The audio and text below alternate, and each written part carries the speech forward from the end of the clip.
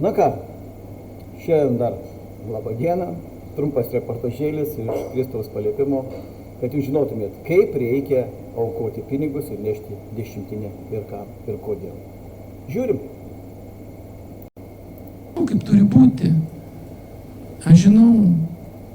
Ir sakau, ne, aš net nešiu pinigų į bažnyčią. Čia jie netaip naudoja.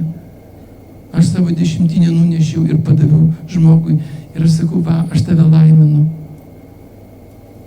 Tik ir atrodo, kad aš gerai padariau. Man tada atrodė, kad aš gerai padariau. O džiaugsmo nebuvo. Dėl ko? Dėl to, kad ašgi tau padaviau ir mane įvertino, koks aš geras. Pavogiau dešimtinę. Nes čia paduodi nieks nemato. O ten atneši kažkam va iš dešimtinės. Mato. Tai aš susigalvojau.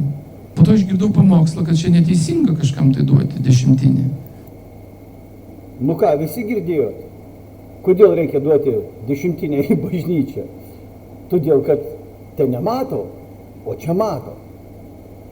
Va. Ir tu, jeigu neši, atiduodi kažkam dešimtinę, pavyzdžiui, stokojančių, naštai, našlaitį ir taip toliau, tu pavogi pinigus iš Dievo. O, neblogai. Bet čia buvo seniai, nebijokit. Dabar aš taip nebedarau. Ne, jis dabar nedaro, jis dabar viską į bažnyčią neša, ten, kur nieks nemato ir viskas tvarkoja. Tai vat, žmonės mylėjai, neškite pinigėlius, kad nieks niekur nematytų. O, tada jau tu nebūsi. Va taip, tokie pamokslai.